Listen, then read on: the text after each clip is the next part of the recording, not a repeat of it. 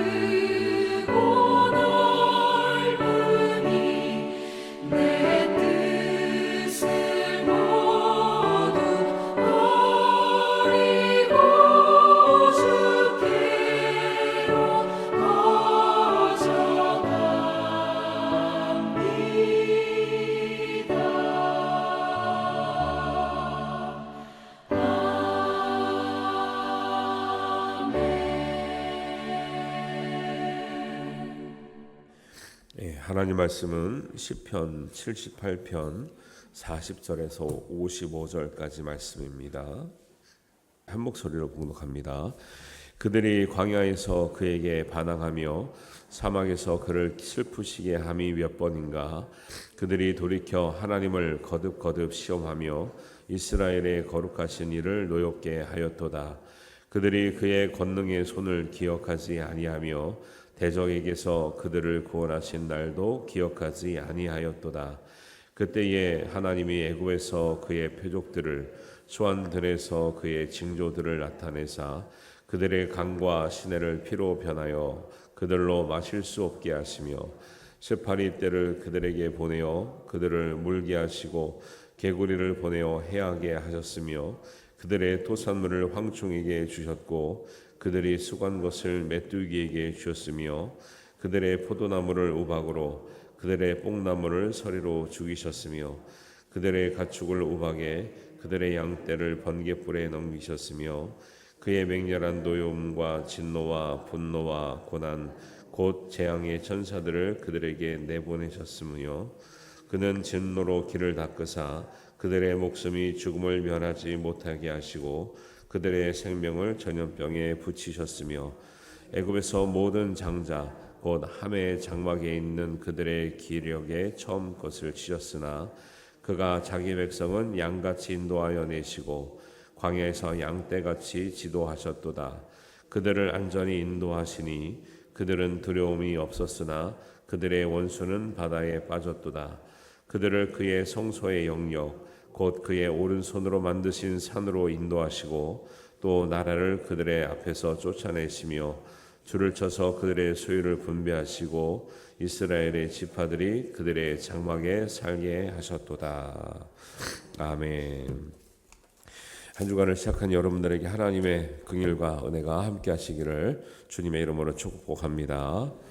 네, 시편 78편은 72절까지 있잖아요. 긴데 우리가 이제 맨 앞에 보고 주말에 이제 조금 건너뛰다가 지금 40절에 이르렀는데 시편 78편은 이스라엘 과거를 회고하면서 하나님이 주신 교훈, 경험했던 은혜를 다음 세대를 위해서 남기는 이제 교훈들을 정리해서 기록해 놓은 거죠. 그래서 구약의 이스라엘이 형성되는 초기에 있어서 가장 중요한 사건은 이제 출애굽 사건하고 홍해를 건너서 가나안 땅에 들어오는 이 사건이 모세 오경의 전체의 내용이거든요. 그래서 이제 하나님의 구원 계획과 언약의 성취라고 하는 것이 사실은 이스라엘 백성의 입장에서 내가 뭘 원하고 내가 계획한 게 아무것도 없잖아요. 하나님께서 구원도 거저 주시고 약속의 땅도 거저 주셔서 우리는 단지 거기를 그냥 가기만 하면 되는데 사람은 그런 하나님의 인도와 계획이 있어도 그냥 가는 것도 힘들다. 사람의 본성을 봤을 때 구원도 거저 받았고 약속의 땅도 축복도 거저 받기만 하는 존재인데 그걸 받는 것도 순수하게 가지 못하는 사람의 마음들을 보여주고 있는 거죠. 그래서 시편은 이런 출애굽 사건 조금 너무 많이 울리는데 출애굽 사건하고 이제 홍해 사건 그다음에 가나안 땅에 들어가는 이 사건을 굉장히 여러 곳에서 많이 말씀을 하고 있죠. 그래서 그런 중요한 사건을 어려울 때마다 기억하고 믿음을 회복하고 하나님의 약속을 기억하는 것이 신앙의 근간이 되는 거죠. 근데 하나님께서 말씀하실 때 신앙생활할 때 가장 중요한 요소가 그런 요소이기 때문에 이미 받은 은혜를 기억하는 거 되게 중요하죠. 여러분이 이제 날마다 은혜를 받을 수 있겠지만 큰 계기가 되는 사건들이 있잖아요. 근데 아무리 큰 계기가 된 사건도 지나면 이제 가물가물해져요. 그리고 흔들리기도 하고 잊어버리기도 하고. 근데 신앙의 가장 구약 성경에서 많이 등장하는 단어, 그다음에 가장 중요한 요소가 뭐냐면 절기를 기억하라, 그 사건을 기억하라, 은혜를 기억하라, 이런 거예요. 이제 우리는 지금 당장의 은혜가 없어도 이미 받은 은혜만 가지고도 충분한 하나님의 복이 되는 줄 믿습니다. 성경은 그런 것을 계속 강조하고 있다. 이미 받은 은혜를 너희가 귀하게 여기고 간직하고 때때로 우리가 힘들 때 어려울 때 앞이 보이지 않을 때 이미 받은 은혜 하나님께서 지금까지 역사하셨던 그 사건들 은혜들을 기억하는 이런 말씀들을 많이 주시는 거죠. 그래서 그런 이미 받은 은혜와 약속과 구원을 가지고 가는데도 불구하고 사람들은 그 길도 온전히 가지 못하더라 이런 말씀들을 하고 있습니다. 40절에서 42절을 보면 그들이 광야에서 그에게 반항하며 사막에서 그를 슬프게 함이 몇 번인가. 사실은 하나님의 인도를 받아서 나왔잖아요. 그런데 그냥 그 길을 온전히 가기만 하면 약속의 땅에 들어갑니다. 그런데 과정 중에서 하나님을 슬프게 하고 반항하고 했던 일이 한두 번도 아니라 사실 우리가 민수기 배울 때 배웠지만 시내산에서 올 때까지만 해도 벌써 10번 정도 또 시내산에서 약속의 땅 갈 때까지만 해도 성경에 기록된 거는 이제 뭐 10번 이하지만 실제적으로 그것만 아니라 작은 사소한 것까지 다 만약에 다 기록했다 그러면 수도 없이 그런 일이 있었던 거죠. 그래서 41절에 보면 그들이 돌이켜 하나님을 거듭거듭 시험하며 이스라엘의 거룩하신 일을 노엽게 하였도다. 그들이 그의 권능의 손을 기억하지 아니하며 대적에게서 그들을 구원하신 날도 기억하지 아니하였도다. 하나님 입장에서 사람에게 좀 섭섭한 게 있고 좀 그런 게 있다면 이미 베푸신 은혜를 기억하지 않는 거예요. 우리가 그래서 감사하는 게 되게 중요한 것은 지금도 감사하는 일이 있어서도 감사하지만 옛날 일을 인하여서도 감사할 수 있는 거죠. 우리 자녀들 키우다 보면 그런 생각 나죠. 어릴 때 막 죽을 고비 한두 번 넘기잖아요. 근데 지금은 막 장성하게 커가지고 이제 어떻게 이제 잘 컸어요. 근데 문득 생각하면 이 자녀가 옛날에 이랬었는데 참 지금 큰 거 보니까 감사하잖아요. 그럼 또 감사할 수도 있는 거죠. 예를 들면. 근데 한번 받아내고 그땐 감사했고 지금은 아무 문제 없으니까 지금은 안 감사하고 이럴 수 없잖아요.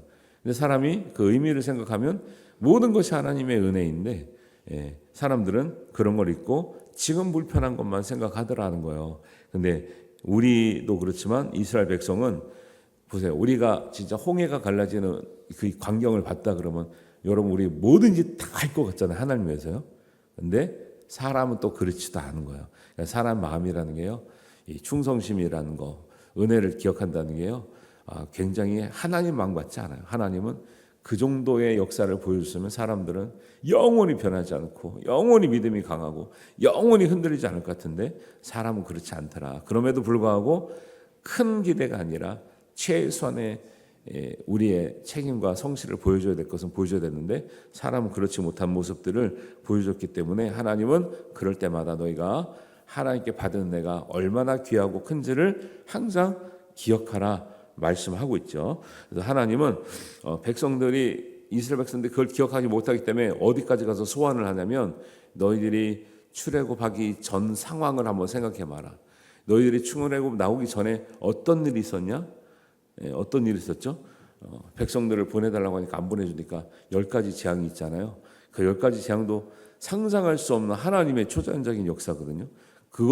그런 것들을 다 기억해 보면 10가지뿐만 아니라 홍해가 갈라지고 광야에서 만나와 메추라기를 먹고 물에 반석에서 물이 나고 가나안 땅에 들어와서 너희가 싸워서 아무것도 하지 않는데 여리고성이 무너지고 다 생각해 보라는 거예요. 너희가 지금 이렇게 살 수가 있냐는 거예요. 이렇게 하나님 앞에 이렇게 할 수가 있냐는 거죠.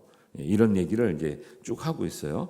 그래서 이제 10가지 재앙은 피, 개, 이파, 개구리, 이, 파리, 그다음에 악질, 독종, 그다음에 우매, 흑장. 우리 이제 신학대학들 이것 그냥 가끔 또 성경 퀴즈 나오기 때문에 외워요. 우박, 우매, 메뚜기, 흑암, 장자 죽음 이런 게 있잖아요. 이런 중에서 몇 가지를 이제 여기 지금 75편, 78편, 40절에서 55절에 강조하면서 하나님께서 하나님의 어떤 전능하심, 하나님께서 어떤 이제 창조주 되심을 강조하는 장면이 몇 개 나오죠. 44절입니다. 그들의 광과 시내를 피로 변하여 그들로 마실 수 없게 하시며 이 이야기가 10가지 재앙 중에 첫 번째 강이 피로 변하는 거예요. 피도 생명을 생각하고 상징하고요. 물도 생명을 상징하죠. 그런데 이집트의 나일강은 굉장히 정말 물이 풍성하고 비옥한 그 물이 있기 때문에 모든 농사가 잘 되고 풍요로운 삶을 누렸는데, 그래서 그들은 물신을 섬기죠. 그러니까 사람들이 이상해요. 뭐만 조금 잘 되면 거기에 자꾸 신을 갖다 붙여가지고 섬기려고 해요. 누가 엎드리라고 하지 않았는데, 누가 섬기라고 하지 않는데 스스로 섬겨요. 스스로 굴복하고 스스로 우상을 만들어요. 사람 되게 이상해요. 가만 생각해보면 사람 되게 이상하다니까요. 누가 시키지 않았잖아요. 거기 신이 있다고 말하지 않았잖아요. 근데 자기들이 자꾸 신이 있다 그러는 거예요. 그리고 절하는 거예요. 그리고 막 신이라고 만들고요. 사람 되게 이상하지 않아요? 이상하다고 해주세요. 사람 되게 이상해요. 우상을 만들려고 하지 않는데 스스로 만들고, 신이 있는 것도 없는데 신이라고 말을 붙이고, 그리고 절절매 또 그 앞에서 또 물이 있다가 또 물이 마르면 또 뭐 죽겠다 그러고 막 왜 물이 어디서 왜 안 오냐, 신이 노예서 안 온다 그러고, 되게 이상한 삶을 살아왔어요. 사람들은 이제서야 좀 정신 차리겠는데 오히려 이렇게 지성과 문명이 발달하면 좋아질 줄 알았는데 지금 꼭 그렇지도 않아요. 더 우상에 빠지고 더 미신에 빠진 사람들이 되게 많죠. 참 이상해요, 사람들은.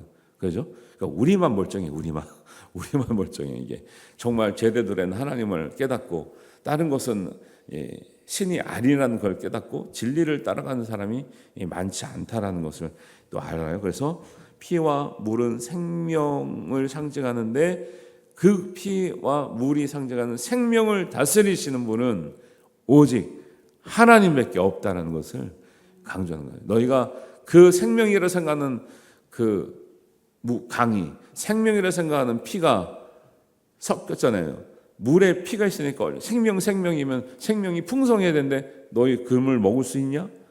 못 먹었지. 너희들이 생명하는 그것으로 너희는 죽을 수도 있다라고 말하는 것과 마찬가지거든요. 45절에 쇠파리 떼를 그들에게 보내요. 그들을 물게 하시고 개구리를 보내요. 해하게 하셨도다. 파리가 얼마나, 여러분 일반 파리가 있고 똥파리가 있는 거 아시죠? 그리고 파리도 큰 게 있는 거 아시죠? 근데 외국 가면요, 똑같은 종자라도요 되게 커요. 파리도 크면 물어요. 모기도 물잖아요. 쇠파리가 물게 하시고 개구리. 옛날 고대인들은 참 지금 생각하면 얼마나 이제 어리석어요. 많으면, 뭐가 많이 생기면 또 뭐가 신이 있는 줄 알아. 파리떼가 또 막 때로 몰렸다니, 파리가. 개구리도 알 낳는 거 보면 막 버글버글 하잖아요. 좀 징그럽잖아요. 개구리 알 보면. 이게 뭔가 많으면 거기에 뭐가 있는 줄 알아. 그러니까 옛날 고대인들은 막 많고 풍성하고 크고 이러면 다 엎드리고 절하고 막 거기 신이 있다고 그러고 이러거든요. 우리가 지금 생각할 때는 파리와 개구리가 뭐 별거 아닌 것 같아도 이 당시에는 다산의 신이에요. 다산의 신. 한 번 날 때 개구리처럼 많이 낳는 게 어디 있습니까? 알을. 파리떼처럼 막 이렇게 하루 눈 깜짝할 사이에 막 떼로 다니고 이런 게 어디 있어요. 그러니까 뭔가 여기 특별한 게 있나 보다 하고 참 어리석어요. 그래서 파리와 개구리는 다산의 신으로 상징되어 있기 때문에 너희가 신이라고 생각하는 그 파리 개구리로 인해서 너희가 죽게 된다라는 거예요. 파리와 개구리 다산의 신을 너희가 섬기면 사는 게 아니라 죽는다 얘기를 하는 거예요. 그레인 얘기를 하고, 열매와 양식을 주시는 분은 더러운 파리나 개구리가 아니라 하나님이심을 기억하라고 강조하시는 말씀인 줄 믿습니다. 46절에 보면 그들의 토산물을 황충에게 주셨고 그들이 수고한 것을 메뚜기에게 주셨으며, 이렇게 했어요. 황충이나 메뚜기 때 우리가 그 펄벅의 돼지라고 하는 소설 우리 학교 다닐 때 조금 읽으셨죠? 거기 보면은 오래돼서 내용은 잘 기억이 안 나지만 가장 인상적인 건 뭐예요? 메뚜기 떼가 와가지고 싸그리 그냥 훑어 지나가는 그 장면이 너무너무 인상적이죠. 왜냐하면 우리 어릴 때 우리나라는 뭐 메뚜기 떼로 인해서 피해 받는 그런 게 없잖아요. 별로. 근데 이제 중국이나 이런 데 보면 메뚜기 떼로 황충, 메뚜기가 누런 거 있잖아요. 큰 거 막 이런 것들 때문에 지나가면 진짜 뭐 다 갉아먹는 거예요. 다 이거 지나가고 나면 나만 하는 게 없다는 거잖아요. 그래서 메뚜기도 사실은 이게 뭐 다산의 어떤 상징을 하고 있는데 이런 것들을 또 섬기는 거죠. 애굽은 고대 사람들은 많고 크면 다 엎드리고 섬겨요. 근데 성경의 언어는, 성경의 메시지는 하나님은 양으로 승부하지 않는다라는 거예요. 하나님은 풍성하게 하셔요. 은혜를 주시고 복을 주실 때. 그러나 하나님이 쓰실 때는 양을 가지고 쓰신 적이 없어요. 양적인 걸 가지고 쓰신 적이 별로 없어요. 많이 성경을 보면 생각해 보세요. 오히려 이스라엘이 힘이 있다, 우리는 많다, 세다고 생각할 때 다 졌고 실패했어요. 우리는 부족하다, 우리는 적다, 우리는 연약하다 할 때 하나님을 의지할 때는 이겼고 승리한 줄 믿습니다. 예. 골리앗 블레셋하고 싸울 때 이스라엘 군대가 없어서 가만히 있었던 게 아니죠. 누가 가서 이기는 거예요? 다윗이 가서 이기는 거예요. 예. 항상 그래요. 이스라엘은 본인이 크다, 힘이 있다, 우리 군사가 할만하다 할 땐 다 졌어요. 이게 신앙적으로 주는 메시지예요. 우리가 하나님께 은혜를 받게 되면, 옛날에 어려울 때, 힘들 때는 부족합니다, 도와주세요. 하나님 어렵습니다. 좀 나아지면 구하지도 않고 하나님께 나오지도 않고 감사하지도 않아요. 나 살만한데요? 아무 문제 없는데요? 그러니까 그렇게 살아요. 그렇게 사는 게 큰일이 일어나지 않더라도 여러분, 우리가 실패로 가고 있는 길이에요, 그게. 예. 그래서 항상 우리는 겸손한 마음으로, 연약한 마음으로, 우리가 부족한 마음으로, 가난한 마음으로 하나님께 구하고 아뢰고 달라고 구하는 것이 은혜인 줄 믿습니다. 의미상으로 가끔 목사님들이 너무 달라고만 하지 마라 하지만 아니에요. 기도는 하나님께 우리는 받을 게 있죠. 솔직히 우리가 하나님께 뭐 드릴 게 있습니까? 하나님께 하나님 우리가 드리는 것으로 뭐 필요하신 게 있어요, 하나님이? 아니니까. 원래 기도는 달라고 하는 거예요. 기도는 달라고 하는 거지 뭘 우리가 받을 게 많지 우리가 뭐 드릴 게 많나요? 근데 그거를 너무 거기에 매이고 어떤 이제 기복신앙 쪽으로 그런 식으로 생각할까봐 기도는 달라고만 하는 건 아니다라고 말씀드리는 거지. 우리가 순수하게 보면 기도는 하나님께 달라고 하는 거예요. 하나님께서 주신다 그랬다니까요.